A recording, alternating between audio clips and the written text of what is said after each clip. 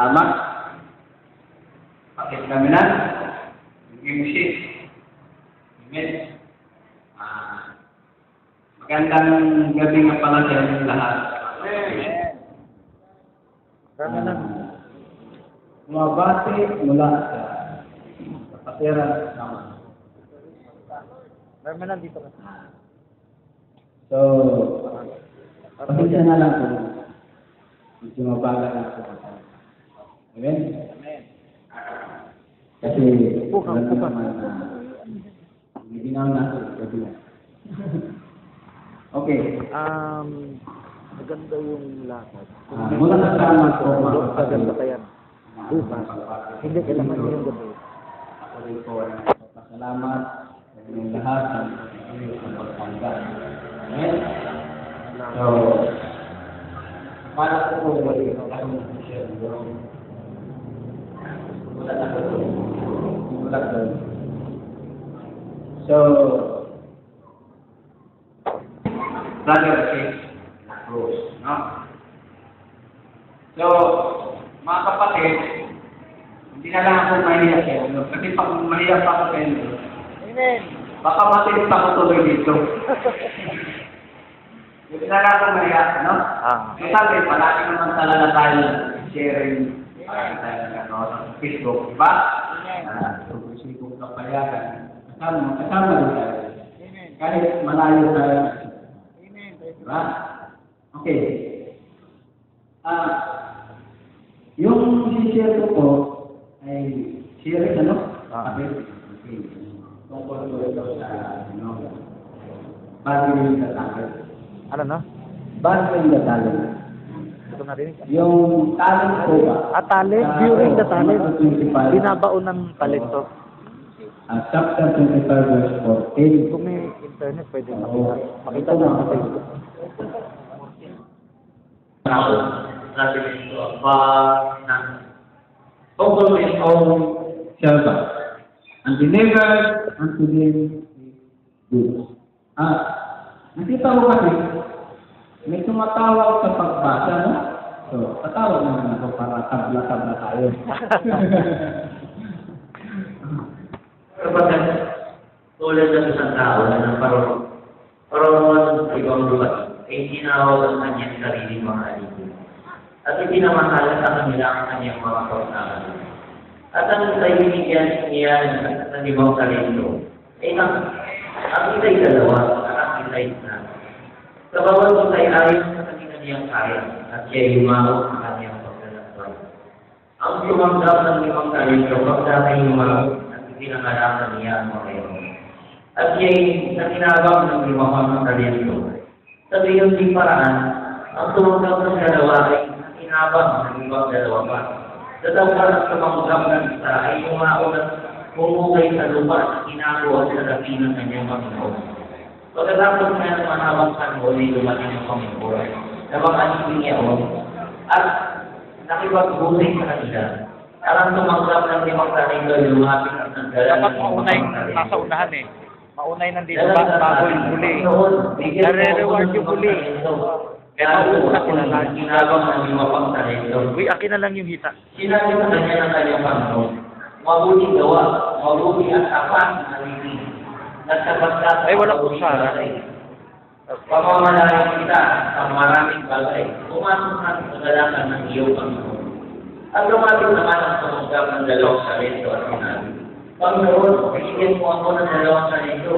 Narito, ako'y nakinabang ng dalawang talento. Sinabi sa kanya ng kanyang Panginoon, mabuti gawa, mabuti at apat na alipin. Nagsabat ka sa kakauling bagay, pamamahalayan kita ng maraming bagay. Pumasok ka sa kagalakan ng iyong Panginoon. At lumapit naman ang tumanggap ng isang talento at sinabi, Panginoon, nakikilala kita na ikaw ay taong mapagmanilan na gumagapat ka doon hindi mo nasikan at nagaan na doon hindi mo sinabugan. At ako'y natakot at ako'y lumaon at aking sinalo sa lubang talento mo. Narito, nasa iyo ang iyong sarili. Dadapat sumabot ang kanyang Panginoon at sinabi sa kanya, ikaw na alipin masama at kamay. Nadalaman mo ako'y gumagapat na hindi ko sinasikan at nag-aanig doon Hindi ko sinagulan. Ngayon pala yung binigay ko sana ang aking salapi. Sana hindi makalakal sa salapi. At ang sa aking pagdating ay tinanggap ko sana ang nagaya. Sa ganang aking parang pakinabang. At sinayin niyo sa kanya ang talento at ibigay ninyo sa puntang na yan. Lagay niyo dyan. Amen. Pagkakot po natin ang mga bagong dasal na nadinig ko po ito sa sa in-upload na kasi minsan Di ba plano? mga kapatid Bulilit ang waiter. isinig pa po sa Kumakain niya kasi kasi mga bulilit. sa pang-out Dapat di paliwanag. meron pa rin na ang may nag-signal so wala kang magawa.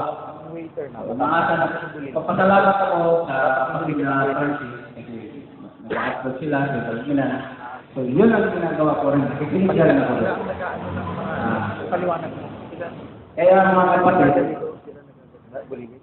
maraming salamat kasi may maraming na natutulong. Amen. Check mo lang mamaya. Ito po mga kapatid dati hindi ko ito alam hindi pa manawak na yung talento Hindi, bawal mag-ano. yung di ba Bawal kumain sa likod. minsan marunong tayo Makakain kumakata ka habang nakikinig. di ba marunong tayo kung ano ang kagalingan natin yan po ay ating talento pero kung yan po ay hindi natagamitin sa Panginoon talaga sa Panginoon tayo makalimang kaya mahalaga ito ay gamitin no? Na unawa ito po mga kapatid ng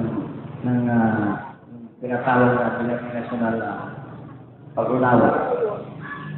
Hindi naman masama yun. Pwede naman yun. Pero meron din po dito mga kapatid na may mas malalim din po dito mga kapatid na nakapahayag. Na kailangan po itong pagbaon ng talento po mga kapatid. Sa madaling salita, ito po ay yung hindi paglakad. Amen? Yung parang may stagnant na lang tayo. Hindi natin na ginawa upang tayo lumago. Kumbaga mga kapatid, ayaw natin palaguin yung talento natin. Kaya nga binaon, yung tipid talaga na salata na yun, natin. Yung pagbaon ng talento. Yung po mga kapatid. So, tayong lahat, kailangan kung ikaw po ay mag-ibig sa Panginoon. Sabi lang na sa Lucas 2:40 may mga kapatid, I must be about my father's business. Amen? Lahat po talaga tayo ay mga businessmen or businesswomen. Di ba? Kaya nga mga kapatid, yung habang tayo mga business, palakihin po natin ito. Kaya nga nabasa natin may 10 points, di ba? May dumalagay po mga kapatid.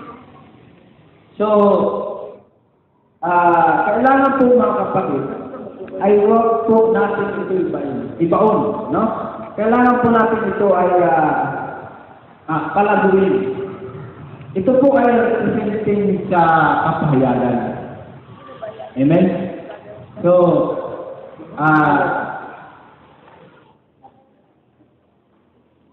sabi dito,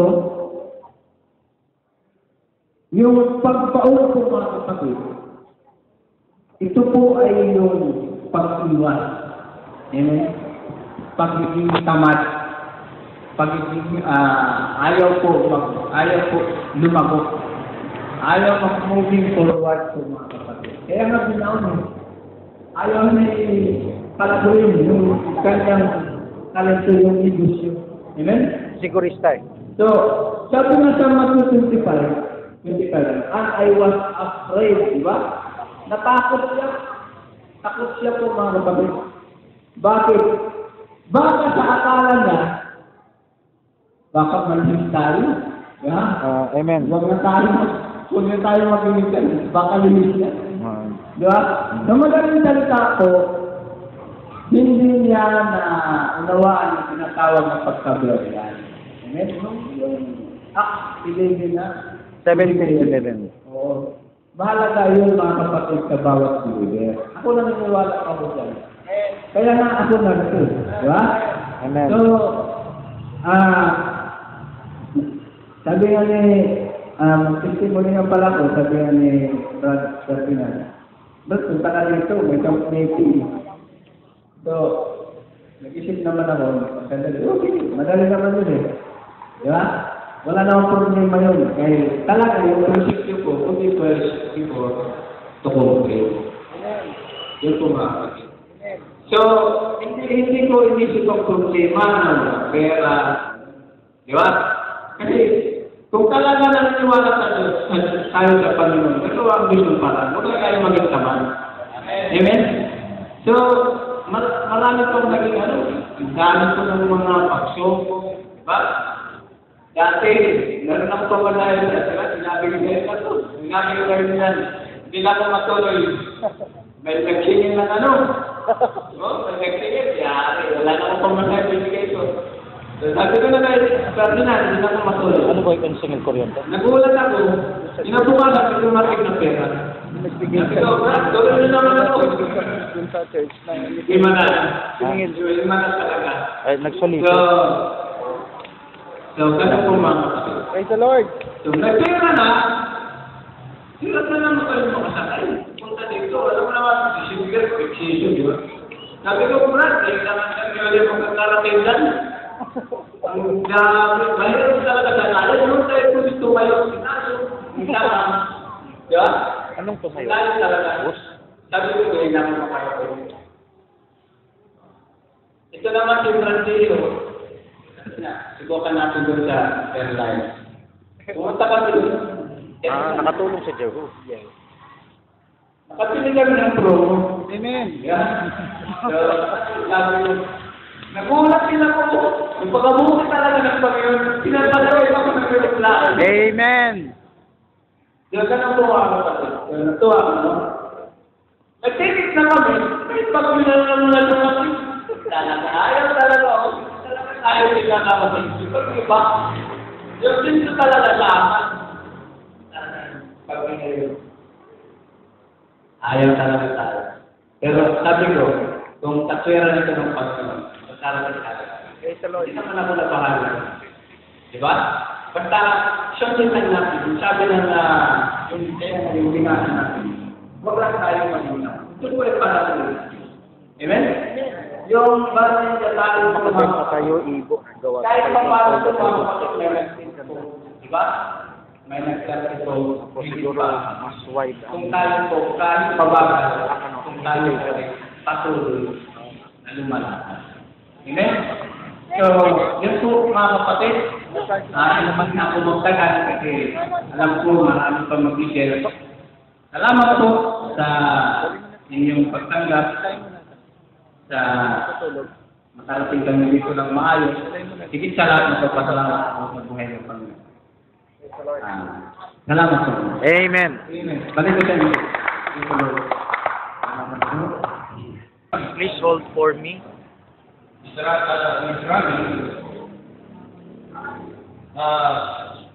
son of Please hold. Nengu and Nengu, Shoot him. they have relations between the parents and the son, the daughters, the son.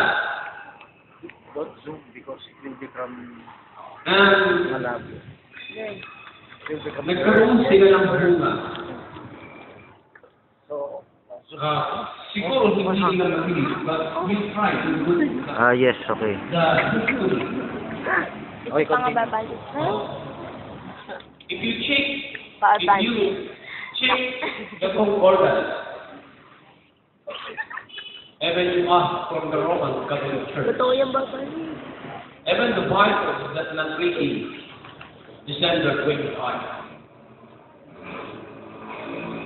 Siguro masakit ito sa tingin. Pero, why you try to search the truth? If you search the truth, you will see the truth. Search and seeking the truth if you want to see yourself. Now, and nang ito ay nagbunga, ang anak nila ay si Thomas, at ang Thomas is birth in December 25. Para masuma yung influence, yung charisma, the whole world using the name of Jesus Christ. And Jesus Christ,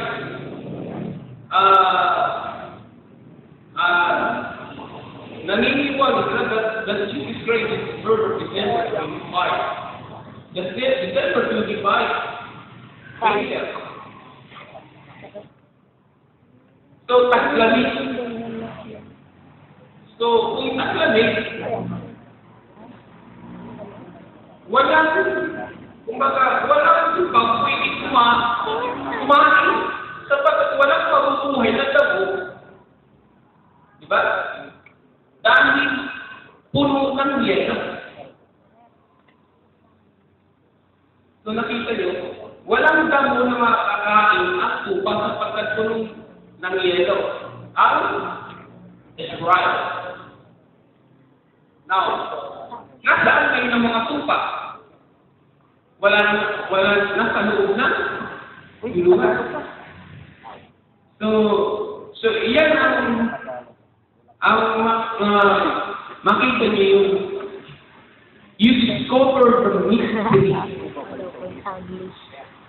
between the December 25 and this is the revelation. Okay, but before the revelation, so, kung nagkaanak sila na si Thomas, the Bible tells about his abomination. Kasuklam-suklam. Dahil yung anak, yung ina, nagkatagalog na eh. and that is abomination. Let's finish. Dahil ang salita ng sasyo na ito, talaga mabigat. Viewers will just say very... Tandaan niyo, darating panahon maraming yung gagalit sa akin. Magbigay sa magagalit sa akin. Todo na yung sipon ko ba, Pan? Because I think they think there are many lies. Because of blindness, the spirit of Nicolaitanism talagang lumabas. Okay, dito na tayo sa Revelation. Matthew chapter 2, verse 1. If you look at Matthew, the 4th chapter, Jesus Christ isinilag siya doon sa Bethlehem. Dito ko na po. Now, nung isinilang si Jesus Christ sa Bethlehem, ang tanong dito,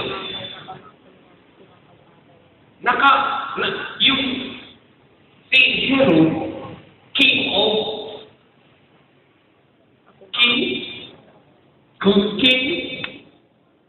Herod is the king of Israel.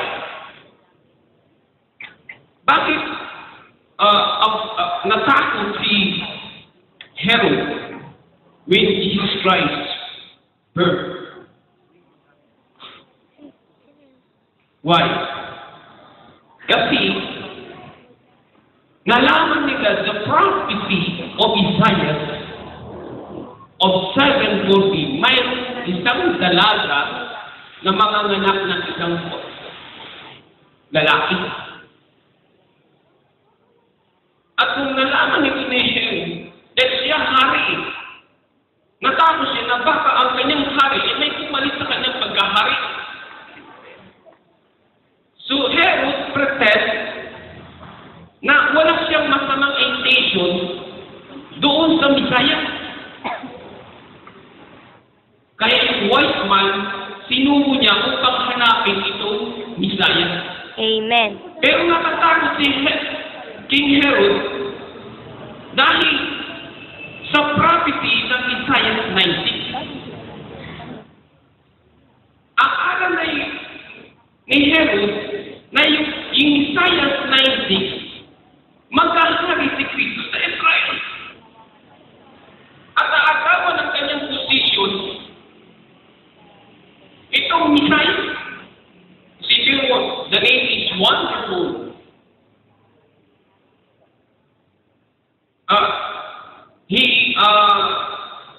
Another is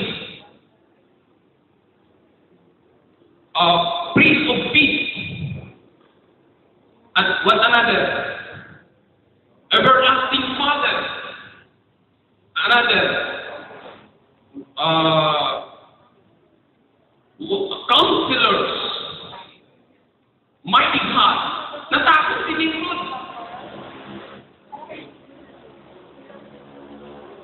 Natakot si Nimrod kasi kapag natupad ang propesya nito, may aagaw sa posisyon bilang hari. Kaya ang ginawa ni Nimrod, sinungkod niya yung wise man to search the Messiah. Okay? Kasi kapag naganap ang Isaiah 19, akalan ng Nimrod, ang Isaiah 19, magaganap during the time. Hindi niya alam sa millennium yun. Nakita niyo? Sa millennium mangyayari. Kaya ang ginawa ni Nimrod, Herod, yung white man, hindi tumalang sa kanya para mag-report doon sa nakitang Isaiah. Na, ang present dito ni Herod, hindi sikreto. Pero lumabas din. Kita niyo, lumabas din ang sikreto. Nung hindi nag-report ang white man, nag-utos si Herod, ang lahat ng bata ay patayin.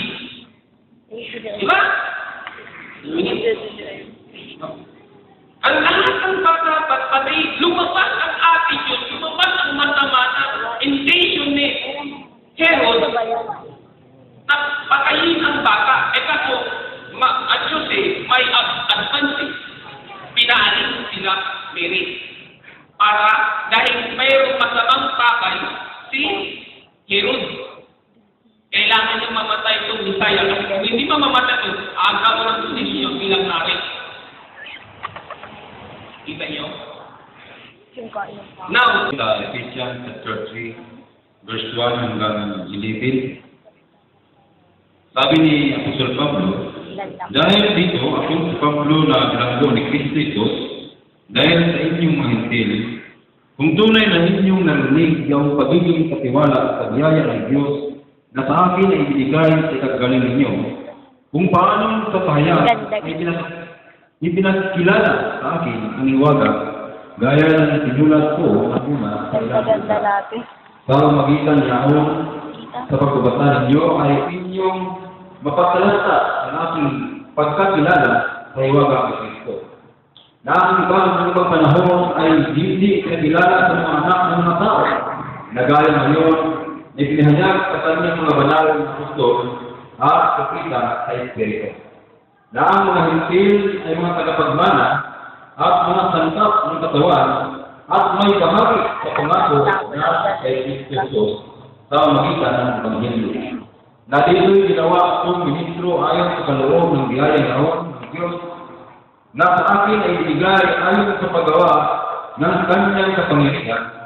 Sa akin na ako ang kababaan sa lahat ng lalong mababa sa mga banal ay ibigay ang biyaya ito upang tumaan sa mga hintil ang mga dimalirik na mga kayamanan ng Kristo at ay pakita sa lahat ng mga tao kung ano ang pagiging katiwala sa hiwaga na sa lahat ng panahon na inilihim ng Diyos na lumalang sa lahat ng mga bagay. Verse 10, upang ngayon sa pamagitan ng Krisya ay ipakilala sa mga pumuluan at sa mga kapangyarihan sa kalangitan ang kapustusan ng karunungan ng Diyos. Verse 11, ayon sa panukalang ng hanggan na pinakala kay Kristo Jesus na Panginoon natin. Mandaling na lang tayo mga Panginoon, maraming salamat sa gawin ka, Panginoon, sa sanduwain na kung saan ka ang siyang sentro, Panginoon, ng aming pag-aaral pagiging pagbabagin namin ng salita, Panginoon. Kayo siya patuloy ng pahayag sa bawat isa, kayo sa magpalala ng aming salita, Panginoon, na yung salita ng aming Panginoon. Salamat po sa mga San Cristo. Amen. Ito ay hiwaga patungkol kay Kristo, mga kapatid, na ayon kay Pablo na hindi pinahayagan muna sa mga tao. Anong hiwaga ito? Ang hiwaga ay mula nang hindi pa maglalaan ng ating mahal na Ama ng lahat ng mga bagay. Ang ating Panginoong Kristo ay siya yung tinatawag na panganay. Panganay ng lahat ng mga nilalaan. Kapag sinabing nilalaan, ano ang kalagayan? Ano ang anyo ng ating Panginoong Kristo? Ayon sa Pilipos 2:6 hanggang 7, na siya ay bagamat sa anyong Diyos, ay hindi niya inaral maging kapantay sa Diyos. Ano daw siya? Mayroong anyo. Pakibuksan natin mga kapatid para hindi tayo sabi na Ephesians chapter 2.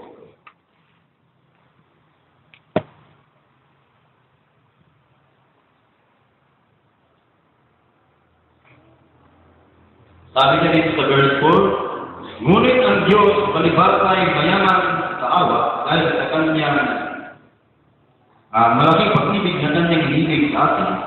Bagamat tayo mga patay, Ephesians.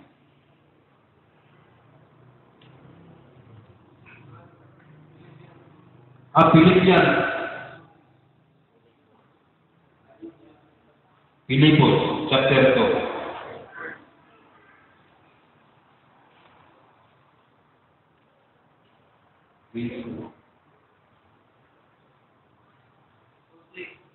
Amen.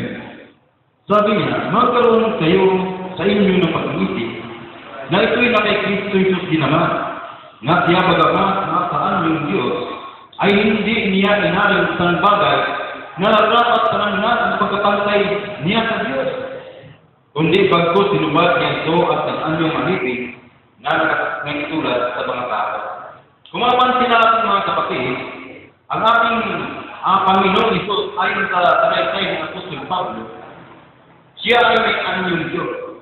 Ayon sa kanyang pagkaunawa, dahil ayon sa kanyang pagbabasa at nasumpungan sa Apostol Pablo ng ating Panginoon Kristo, at ito ay pinahayag sa kanya sa magitan ng Espiritu Santo. Kaya ang ating mahal na apostol na Apostol Pablo na nagsalita na ang ating Panginoong Kristo ay may anyong Diyos. Anong kalagayan ng ating Panginoong Kristo? Na hindi pa siya tumawag ni Jesus. Nung nandun pa siya at sa kalagayan ng ating Ama, siya ay Word ayon sa John 1:1.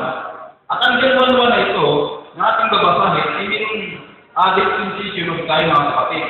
Na hindi lamang sa isang panahon ay nangyari ang mga bagay na ito na sinabi sa John 1:1. Buksan natin mga kapatid ng John 1:1 upang ating mapagmahimay kung ano ba talaga ang pagkasalaysay dito at ang kaganapan.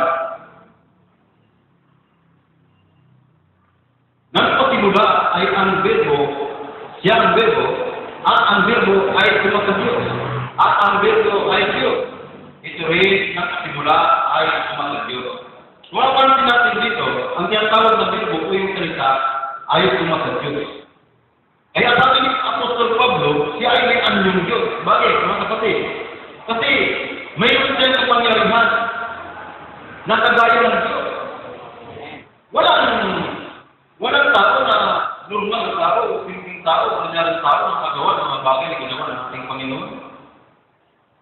Kaya sabi ng ating mahal na Apostol Pablo, siya ay may anyong Diyos.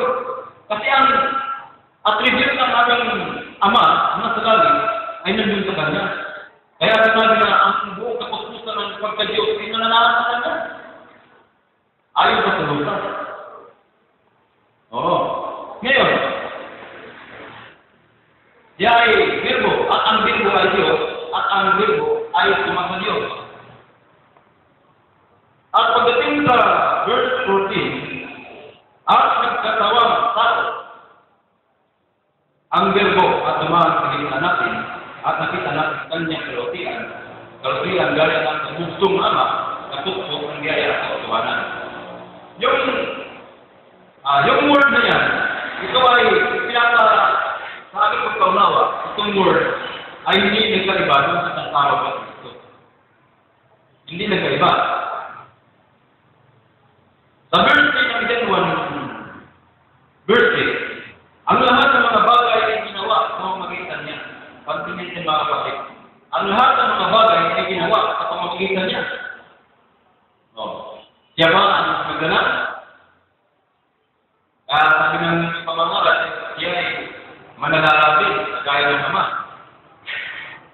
Kumapan niya ang isang madala, pero bakit natagkaan ng mga bagay? Kung nadala ng lahat ng mga bagay, ang magitan niya. Bakit? Siya yung word. Siya yung kinikikip ng Diyos. Kaya nung magsabi ang Diyos sa pasimula ng Genesis, at kinala ng Diyos ang langit at ang lupa sa pasimula. Siya yung word. Na kailangan itong word na ito na nasa loob ng Diyos, ito ay may spirit. Kailangan wala ito. Ang Diyos ay, yung Kristo na yan, ay magkakaroon sila ng tipo ni Bado. May tipo ni Bado ito. Kaya ang lahat ng mga bagay, nalikpa, tama magitan niya. At hindi malala kung wala siya. Yun. At ang Kristo na ito na siyang kumikilot sa panahon ng Old Testament na kung saan ang Diyos ay nagsalita sa unang panahon ng iba't ibang paraan ng ating mga magulang sa mga mga propeta. Yung Kristo na yan, siya yung nag-ahoy doon sa mga propeta. Na bawat panahon ay mayroong ginagamit ang Diyos sa isang propeta lamang. At kapag lumipas ang isang propeta o namatay man, ang Kristo na ito ay lilipat ito sa kasunod na propeta. Kaya, ang aral ng malakay Spirit Elijah, yung pagka-Spirit Elijah, hindi ito talaga Spirit ni Elijah. Yan nilinawin natin ito, mga kapatid. Hindi Spirit ni Elijah yung ginamit na naman hindi sinamit. Kundi yung Espiritu na yan, ay yun yung Kristo. Yun yung Kristo na nag-amit sa bawat panahon, sa bawat mga propeta. Linawin natin yan. At ang Kristo na yan, at yan may kapangyarihan na hindi naman yung visit, may nakunapa kay Elijah, yung mga propeta, at dumating ang panahon na kung saan na itong Kristo na ito na sinabi dito sa John 1:14 na was witness na ang salita nito ay magiging takot, mga kapatid. Yan yung nulat na nangiwaga ni Kristo na hindi pinahayag ng mga panahon sa anak ng tao na itong Kristo na ito ay magiging laman.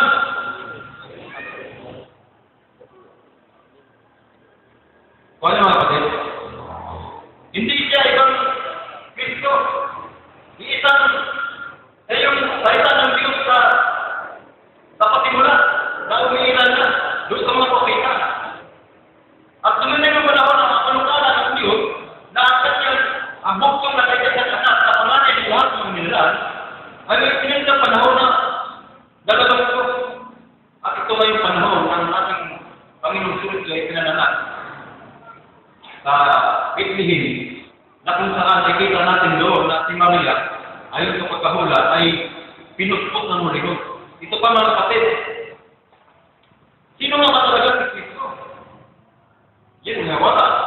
Ang sabi ng nabasa namin kagabi sa overnight namin sa Mateo itong sanduwaga kung saan Mateo chapter 16 verse 13 hindi ako nagkakamali. Mapapansin natin dito mga kapatid na sabi dito nang dumating nga si Jesus sa mga sakop ng Salya ni Filipo ay tinanong siya sa kanyang mga alagad na nagsabi, ano baga ang sabi ng mga tao kung ano ang anak ng tao? Dito kasama dito sa talatan ito mga kapatid ay nakikita natin dito ang kalagayan ng ating Panginoon Kristo na isingit ko lang ito dahil mapasok tayo sa hukum. Mapasok tayo. Na kung saan ang Panginoon Kristo hindi niya pinigilan sa kanyang mga alagad na makipag-sharing sa iba. Kaya mayroong sinat dito mga kapatid, sa talatan ito, na kung saan, sabi ng Panginoon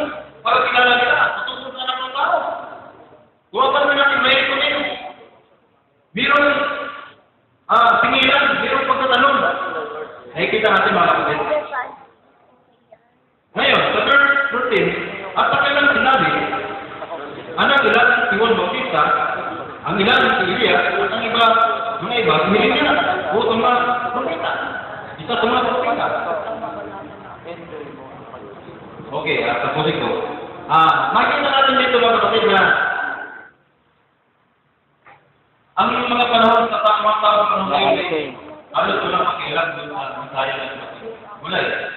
Alam mo yung gusto ko. Kita mo naman na Natigil ka ng background eh. Hindi ako eh. Sa sumapunan. Parang mga Muslim hindi ko sa panahon na yun. Kita ba sila na rin? Kaya. Oo. Pero si Pablo, si Pedro, umabot ko sa tatawag na para mga kapatid. At tumagod si Pedro at sinabi, ikaw ang Kristo, ang anak ng Diyos na buhay. Kaya tayo mga kapatid. Royal na lang. Si Pedro, umabot sa kumbara. Ikaw, unang Yung dapat natin ang tunay naman sa parang hindi tayo tatarado sa bawat sa akin. Kinakupit tayo. Dahil para aabot tayo sa pagkukumpara kung sino ba talaga ang mga ngaran nagsalita ng katotohanan. Totoo. Kaya sabi na ikaw ang Kristo, ang anak ng Diyos na buhay. Dahil ngayon sa panang namin ngayon panahon, ikaw, yung Kristo, Holy Ghost. Mamaya siguro, tutuloy natin sa siring na ano. Oo, sa magdamag. Yaman ko. Nagkakatawanan na niya pupulin na mayroong isang bautismo. Ngayon aking talakayin lang yung isang bautismo.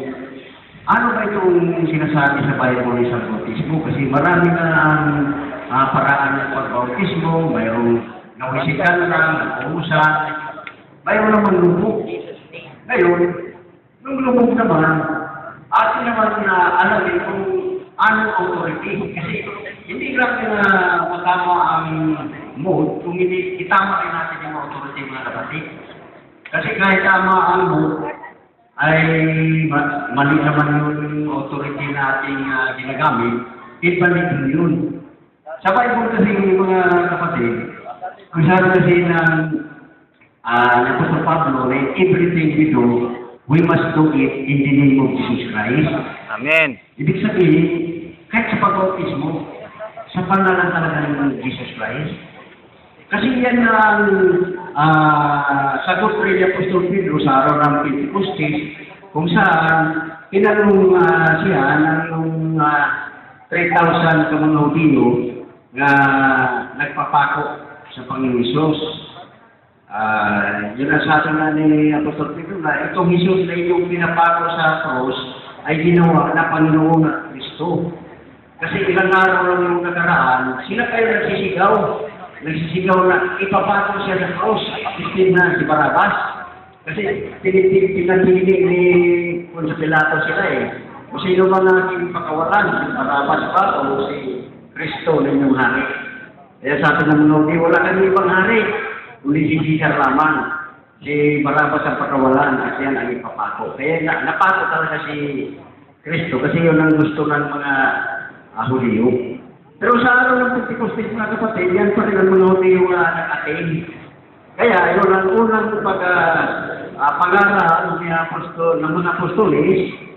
Yun nga, sabi nila itong nangyari ito katuparan ito sa hula ng Joel na magbubuang Diyos ng kanyang banal na Espiritu Panghuling araw. Kasi akala na yung mga Hudyo ay bakit sila nagpapaksalita ng mga salita nila na iba-ibang language yun. Mga tikiting languages yata yun sa ibang bansa. Pero nakaintindi sila sa pagpangaral ni Apostol Pedro. Mara yung pagpangaral ni Apostol Pedro ay sa Hebrew language. Pero dahil nandoon na yung Holy Spirit, yun ang nag-interpret sa pandinig ng mga Hudyo na galing sa ibang bansa, kasi may mga taga-Persian diyan, Egypt, Romans, Persian, mga iba-ibang language, pero nakaintindi sila. Kaya yun ang tinatawag speaking of tongues. Ngayon, mayroon nagsabi, bakit nakapagsalita ito ng language natin, mga language, wala naman ito mga pinag-aralan. Mayroon nagsabi, mga lasing kasi yan. Naintindihan rin ni Apostol Pedro kasi sumagot siya. Hindi ka rin mga lasing kasi umaga pa ngayon. Kung hindi ito ang katuparan sa pula na Joel chapter 2 verse 26 patuloy. Na in the last days, ang Diyos magbubuo ng Holy Spirit. Eh na, ang nangyari, nabagabang ang mga puso nila. At nagtanong sila na, Sir, what shall we do? At ang sagot ni Apostol Pedro, magsisi kayo at magpabautismo sa pangalan ni Jesucristo upang patawarin ng inyong kasalanan, patanggap ninyo ang Holy Spirit, sapagkat ang pangako ay para sa inyo, para sa inyong mga anak, para sa mga kayo. So yung Holy Spirit, matanggap pala yan mga kapatid natin sa ating panahon after we were repaid and then babaptais. Pero managpalataya muna. Kasi yung 3,000 nanagpalataya kayo eh. Amen. Kaya nagtanong na sila eh. Yung pala aming saya yung namin matagal na panahon. Kaya talagang napagapot ang puso nila. Kasi naniwala sila sa tagal-tagal pa ng paghintay nila eh. Dumating na eh. Pero pinapako pala nila. Kaya yung mga kapatid na yung authority sa pagbautismo hindi ni Jesus Christ. Kasi bakit mo hindi ni Jesus Christ? Ang utos kasi ng Panginoong Isos sa kanila, magsilagan kayo at ipangaral ang mabuting balita.